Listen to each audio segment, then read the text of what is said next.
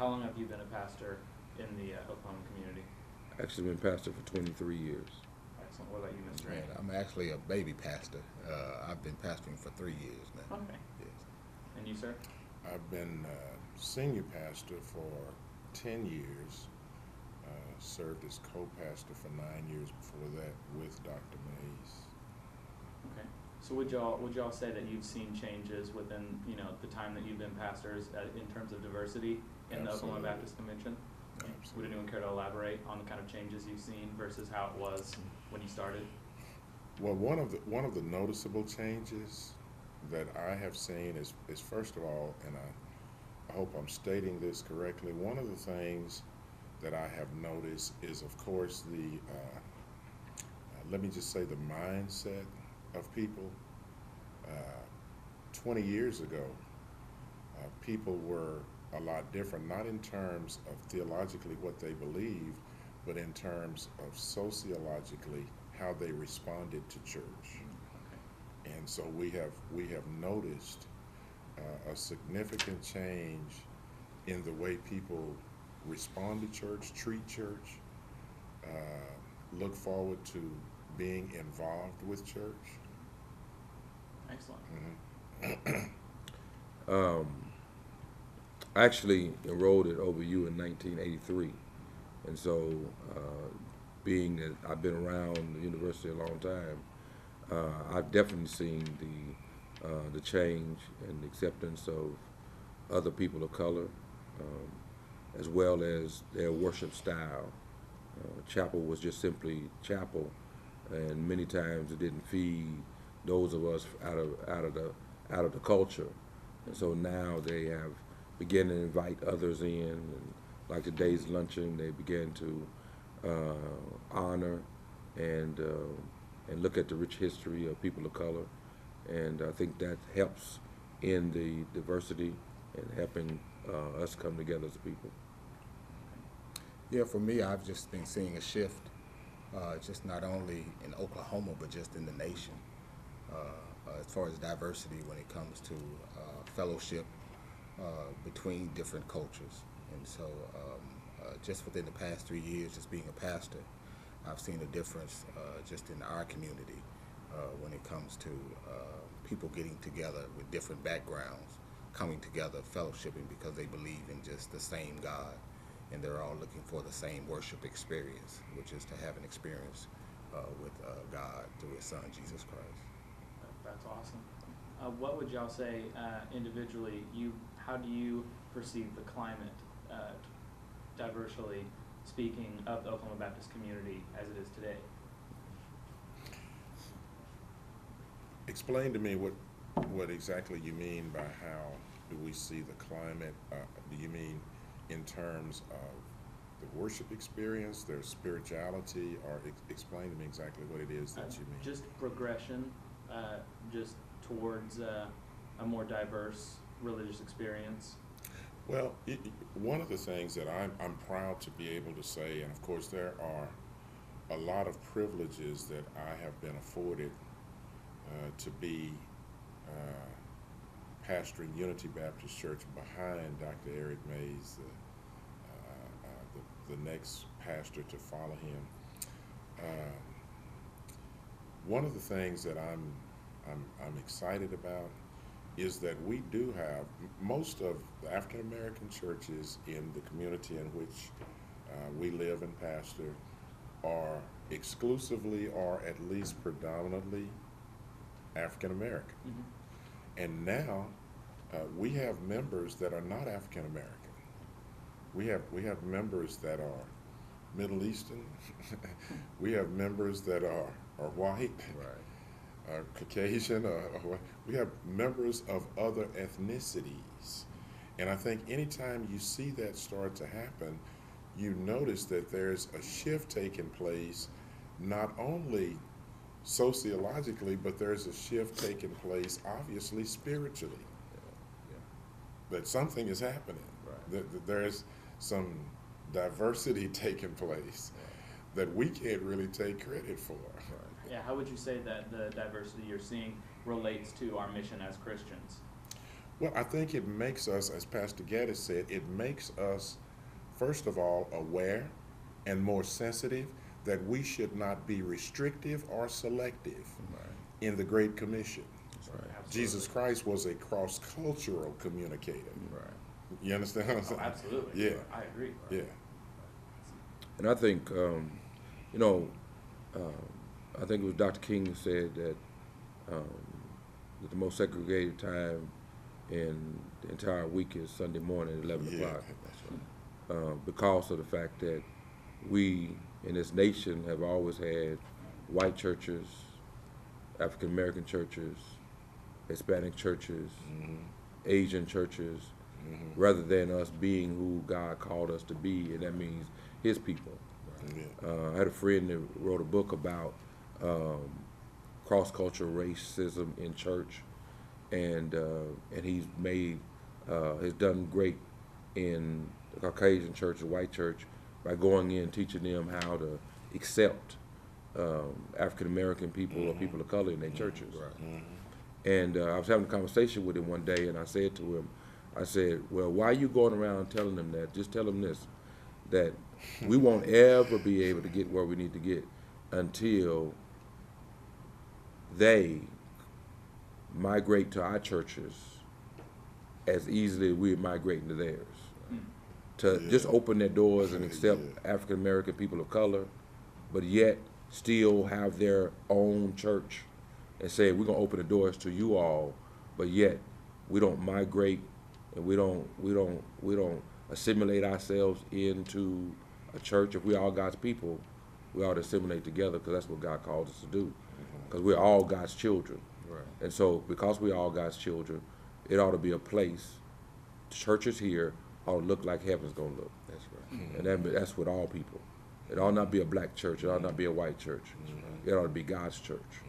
And the only way that's gonna change is the attitude and the hearts of people have to change. You're right. And as long as 11 o'clock Sunday morning, you know, Caucasian people go to Caucasian churches, African American people go to African American churches, Hispanics go to their church, Asians go to their church, we're still divided. And we'll never be able to become the church that God said, upon this rock I build my church, and the gates of hell should not prevail against it. That's right. Yeah, I totally agree with both pastors, Woodbury and Pastor Gaddis, specifically when you start talking about churches being segregated on Sundays. The late, great A. Glenn Woodbury used to always say something to us as young preachers, that the commission going out preaching the gospel or spreading the gospel, you should do it as you go. And no matter, we go to work together, we eat in the same restaurants together, you know, we even fellowshipping now together. But for some reason, when it comes to coming to church together and worshiping together, there seems to be a void. And it's because we can easily talk about everything else, politics, basketball games, the things that we're interested in. But as people of God, and we all say that we worship the same God and that we've come to Him by the same Son, Jesus Christ, we can't seem to come together and worship together. And so, but I've seen a difference in the fact that when you work with certain people, if you can talk about politics, if you can talk about other things, you should be able to talk about your faith. And once you do that, you actually tear down the wall, because now you can communicate what you believe and what I believe. And so we're fellowshipping right there, because the word says, where 2 or 3 are gathered in my name, then He's there also. And so the church is where you take it, because you are the church. And so if we can learn to do that, I think we can break down those walls of that segregation and become one church. So what kind of actions could be done to further this process, and what kind of actions have you seen taken place in like a small community such as this one? Well, I think one of the actions, and I like what Pastor Gaddis said, there has to be, and I'm glad you asked the question the way you did, there has to be recognition that the action must occur on both sides. It cannot be an effective action if it only occurs on one side. In other words, we must be eager to see changes occur, but then whoever is on the other side must be equally as eager to to see that same action occur and be willing to put forth whatever amount of work that is necessary to make that happen. And one of the things that that we are seeing, we're starting to see, is just like when I was talking to President Whitlock, and he was talking about some of the things that he's doing here at Oklahoma Baptist University. And those of us that have lived in Oklahoma for any length of time, no slight against this university, but we know that it didn't happen under other previous administrations. And so it has to be an action that is equally felt and experienced on both sides. Otherwise, it will never be effective. It has to be, you know. And any great movement starts with all people. I know during Black History Month, we always talk about the great African American heroes and sheroes of history. But you and I both understand that it takes all people in order for that to happen. Those things that happen in Selma and those things that happen down south and those sit-ins and those marches, they were just not just African American people. They were all That's people. right. That's right. And if we're going to move the church forward, if we're going to move God's call forward, it takes all people. That's right. And the enemy has kept us separate and divided. That's right. And that's why I thank God today for the luncheon, Dr. Whitlock and the staff and what is the Union of Color, Right. just being able to come together and say, listen, we have a history here, and the history is rich, but we have to build on it. We can't just look back at the history and talk about it. We got to see how history ought to make us be better today. And what's going to make us better today is us coming together saying we need to make a difference. When I was on this campus in 1983, it wasn't an African American person on staff here. But now we have young men and young women who are serving here, which says that OBU is making some headway. But making the headway outwardly is nothing if it's not changed inwardly. We talk about this country and we say, well, we have a black president, African American president, and President Obama, and that racism is done and it's great and the country's wonderful. We have an African American president, that's all it is. The same problem still exists. The only thing that can never change that is the people have to change. We have to change. We can't just letting some things slip through and looking at those things and making those things bigger than they are. You know, yeah, we have a few millionaires and we have a few people that's on television. We have a few people there, but it's only a few. But until there's justice for all, until everybody is able to come to college, until everybody's able to get the same thing and have the same thing offered across the board in this United States, we still have some work to do. Absolutely. I'm in agreement with the two pastors. Who would you identify as some key players in just the recent diversity movement? Since maybe you said in the 1980s. Is there anyone in the Oklahoma Baptist Convention you would say was a key player?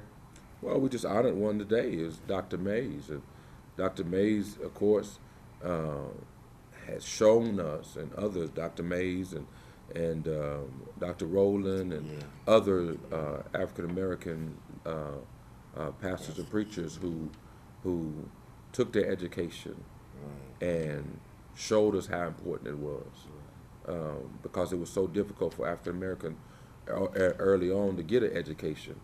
They weathered the storm and were able to accomplish that. But then they not only accomplished it, they went back to the communities and encouraged others to go for it.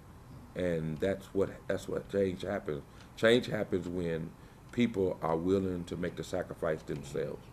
We saw them young people today, and wonderful young people.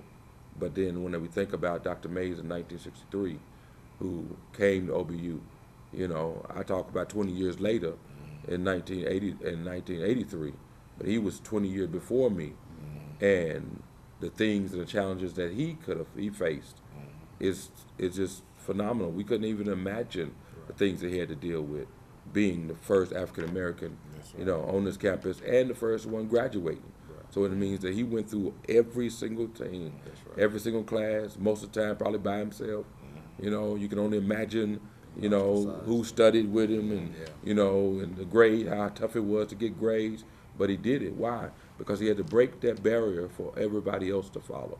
And everybody else to follow. And that's the goal. The goal is that those people who make change are willing to sacrifice being uncomfortable so that the others of us can be comfortable.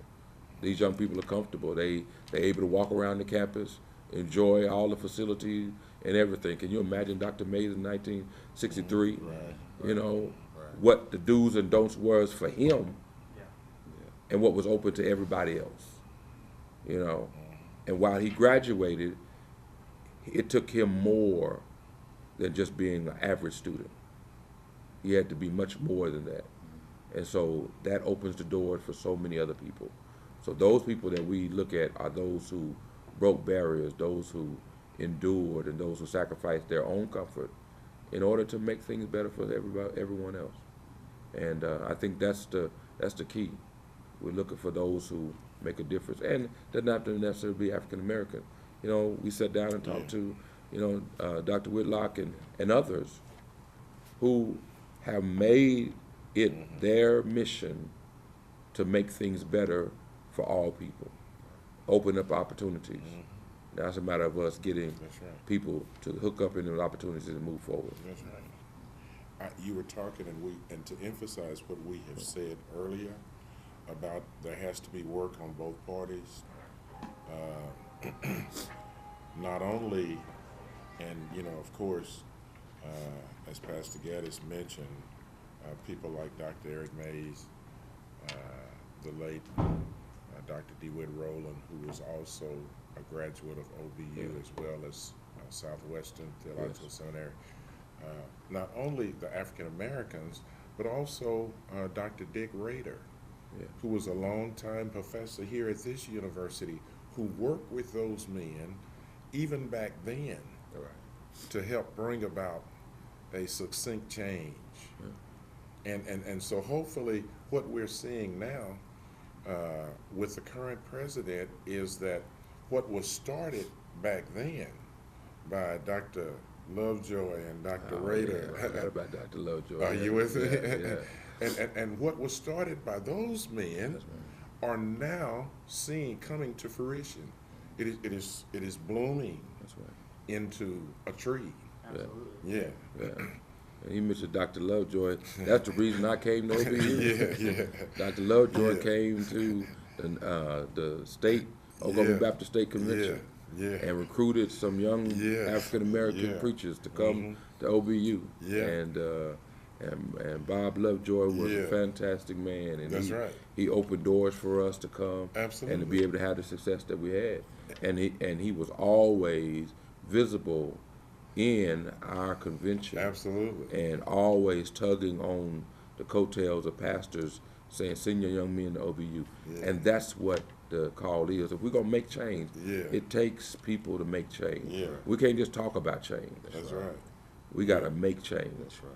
And it takes people to come together and say, this is what we want to see, and this is where we're going.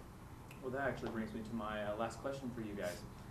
Oftentimes as students, young people, we think, oh, let's leave the change making for adults. How can we fight that? How can I, or just anyone here on OBU's campus, make strides to just make change on our own? And you don't have to be an adult, obviously. Absolutely. What would y'all say? Well, you know, I think I have a niece that's a student here currently. She's a senior, scheduled to graduate this coming May. Chelsea Abena. She's also on the the Unity of Color. Unity of Color, that group. One of the things that I believe that has to occur, especially with students, with younger people, with students, is there has to be an awareness and a sensitivity, because no change ever takes place without those two ingredients. Right. There has to be awareness that a change is needed, because if I'm content and satisfied with the way things are, there will never be change. But when there is a sensitivity and an awareness, then those changes will start to take place by students, by young people who really are going to affect the next generation. When they graduate in May, are those people that are scheduled, and when they leave here and they go out, Chelsea is going directly to graduate school to work on her master's and hopefully on to work on a doctorate. But certainly she's going to impact the people that she come in contact with. But the sensitivity and the awareness had to start here, and it's got to go from there. You know, I think the university has a responsibility in order to teach those kind of things. I don't think awareness of the outside world comes natural. Most of the young people that come through OBU come from Christian homes, from Christian churches to a Christian university, maybe even Christian schools. That's right. And so the real world, they pretty much sheltered from the real world. And so they have to be taught that today at the luncheon, these young people were made to look back in 1963, to realize that they didn't wake up one day and could able to come and enroll at OBU. They didn't wake up one morning and be able to stand in the same dorms as people whose skin hadn't been kissed by the sun. They didn't wake up and just be able to drink out the same water fountains, eat in the same cafeterias, but that somebody had to pave the way. And when you understand that somebody else paved the way, then there becomes a discontent, a holy discontent in your heart that says that I have to do something because of what others have sacrificed. Bill Hybel in his book talks about holy discontent, and he says that all of us have a moment, what he calls a Popeye moment, and that Popeye moment is that when he didn't took all that he can stand and he can't stand no more. After we look around and we've been discouraged and we've been disgusted with everything that's been going on, we have that moment that we say we can't stand no more, and then that's when change happens. He calls Martin Luther King said Martin Luther King had that moment, and he called the role of other people who've had that moment. Rosa Parks had that moment, and whenever you have somebody who has that moment, something special takes place, and that's what we need. We need young people to recognize that it is your generation that's going to change, because your generation sees things much different. Our generation is older. We saw racism. We saw discrimination. We saw all those things. We saw color. We saw color because the world, reminded us of color. It was black. It was white. It was black. It was white. Water fountain is black. It was white. Eating establishment is black and it's white. And so you all have grown up and you don't see color. And so it is this generation that can make the change.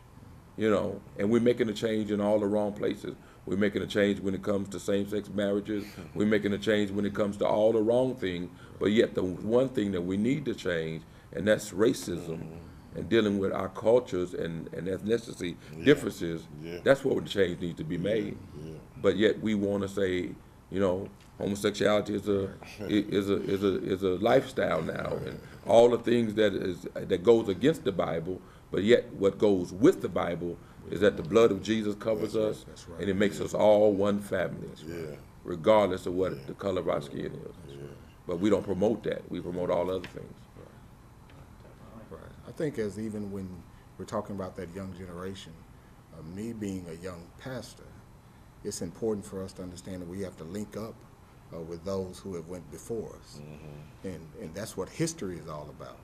And that's why it's important that even when younger generation wants to make change, they should want to make sure they link up with folks who have already paved the trail, who've already went before them, so they won't make the same mistakes. Because what we see sometimes is that we're still doing the same things, and the same racism that we dealt with back in the 60s and the 50s, we still deal with today. It's more covered, it's more masked.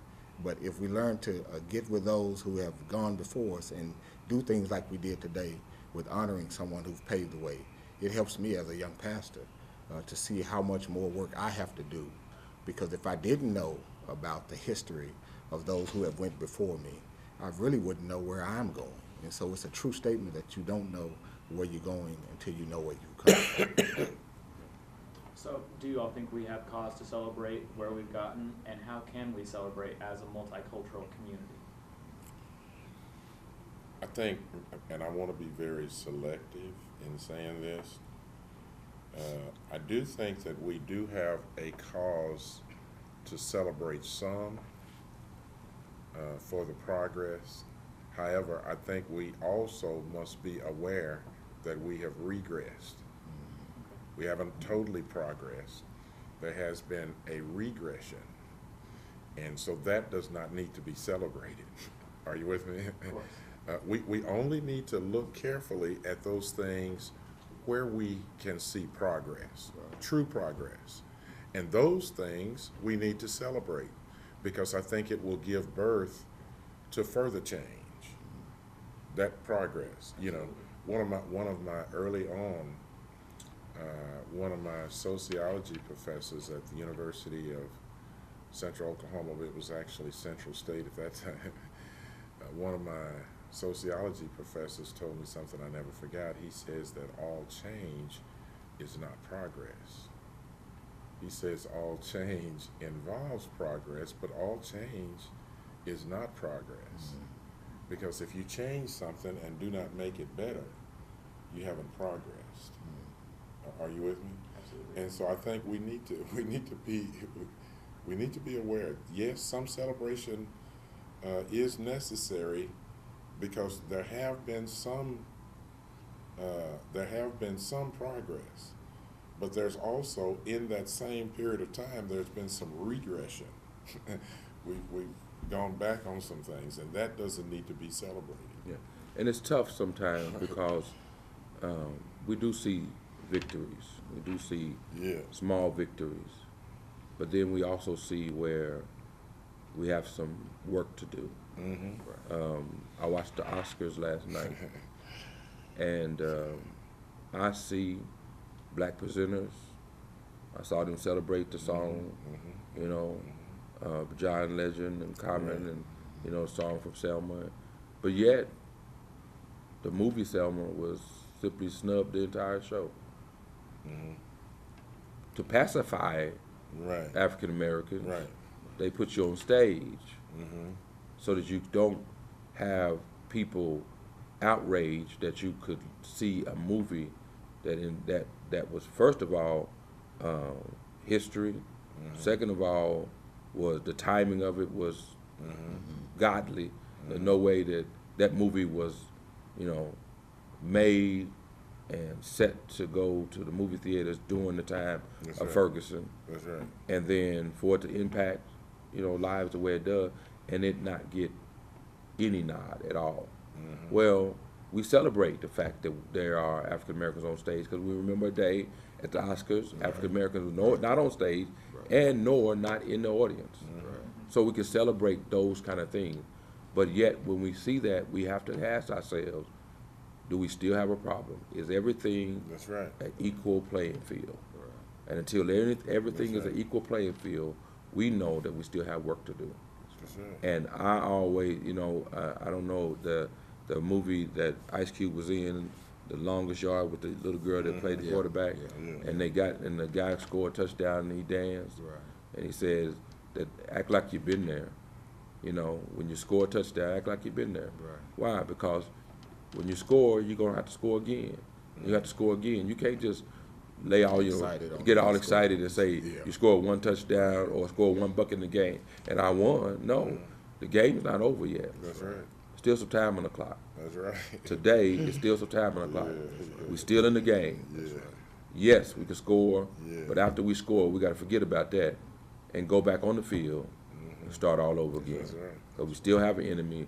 We still have another team of opposition. In order for us to win, we have to win, and we got to play till the clock goes off.